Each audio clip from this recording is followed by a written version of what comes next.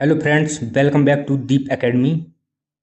दोस्तों, आज हम आपके लिए लेकर आए हैं फिर से एक और पाठ्य योजना, जिसका प्रकरण है रोमन संख्याएं। आज की पाठ्य योजना हमारी रोमन संख्याओं पर आधारित होगी। तो वीडियो में आगे बढ़ने से पहले अगर अभी तक आपने चैनल को सब्सक्राइब नहीं किया है तो चैनल को सब्सक्राइब जरूर कर लें। तो बढ़ते हैं अपनी वीडियो में आगे।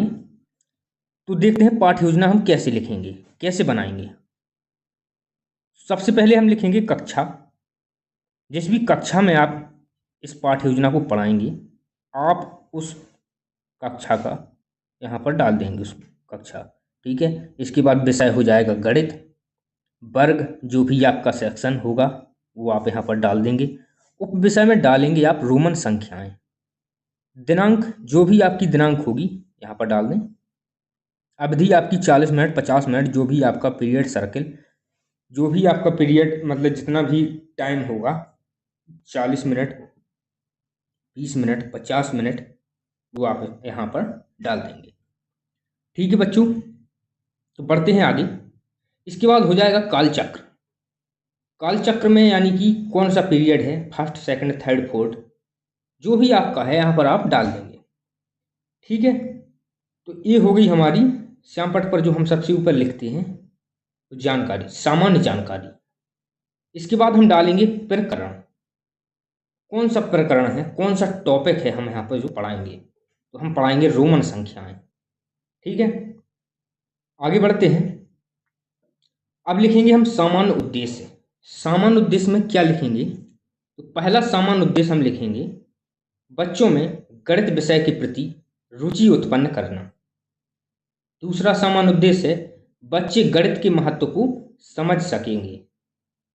थर्ड पॉइंट, बच्चों में तर्क शक्ति और निर्णय लेने की शक्ति का विकास होगा।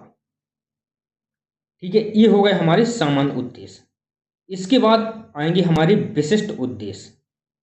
विशिष्ट उद्देश्य में हम लिखेंगे पहला पॉइंट, बच्चे रोमन संख्याओं का ज्ञान प्राप्त कर सकेंगे। दूसरा पॉइंट, बच्चे संख्याओं को रोमन रूप में लिखना सीख जाएंगे। ये दो हो गए हमारे विशिष्ट उद्देश्य। ठीक है, आगे बढ़ेंगे। अब देखेंगे हम पूर्व ज्ञान परीक्षण, बच्चों को क्या कुछ आता है।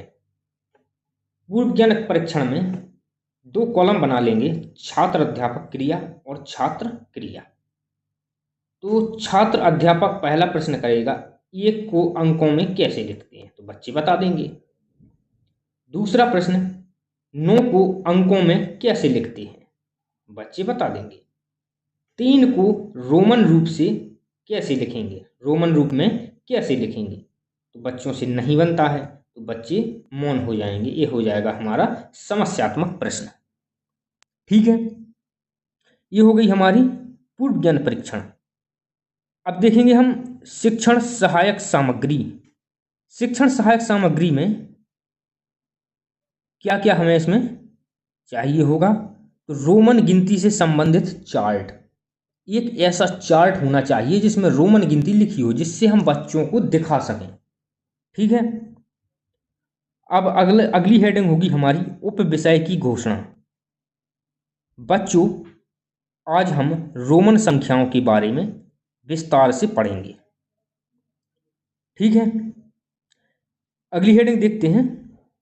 अगली हेडिंग है हमारी प्रस्तुतिकरण, सबसे महत्वपूर्ण हेडिंग प्रस्तुतिकरण। तो इसमें 4 कॉलम बना लेंगे, मुख्य बिंदु, छात्र अध्यापक क्रिया, छात्र क्रिया, श्यामपट्ट कार्य। ठीक है, इस प्रकार से बना के हमारा बिंदु होगा रोमन संख्याएं। तो हम छात्र अध्यापक बच्चों से प्रश्न करेगा, बच्चों 1 से 10 तक की संख्याओं को रोमन रूप में किस तरह लिखा जाता है, आज हम वह जानेंगे। छात्र ध्यानपूर्वक सुनेंगे और श्यामपट्ट पर हम लिख देंगे रोमन संख्याएं, हेडिंग डाल देंगे रोमन संख्याएं। इस प्रकार से हम श्यामपट्ट पर लिखेंगे, जैसा यहाँ पर लिखा है। छात्र कॉपी पर लिखेंगे, श्यामपट्ट कार्य में भी यहाँ पर ऐसा लिख देंगे। ठीक है, इसी प्रकार से 10 तक रोमन संख्याएं लिख देंगे।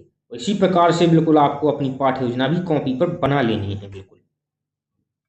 ठीक है, यहाँ से प्रस्तुतिकरण ऐसे हो जाएगा यहाँ तक। और अब आएगा हमारा पुनरावृत्ति प्रश्न।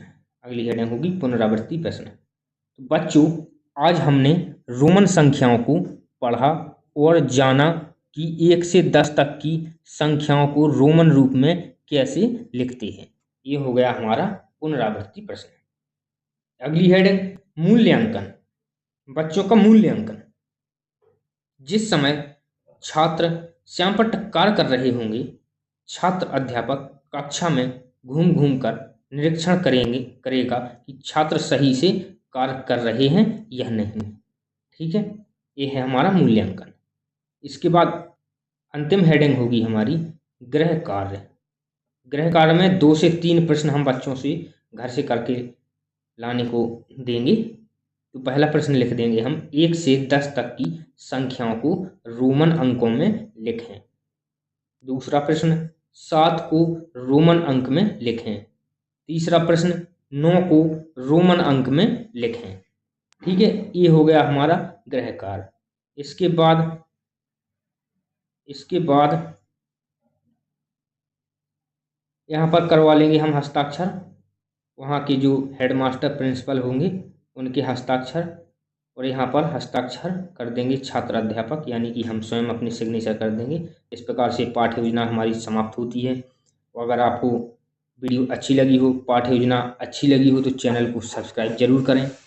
और अगर आपको किसी भी पाठ्य योजना में कोई भी समस्या है, किसी भी हेडिंग में किसी भी प्रकार की कोई दिक्कत आती है, तो हमें कमेंट करें, हम आपकी समस्या का समाधान करेंगे। ठीक है, जय हिंद, जय भारत।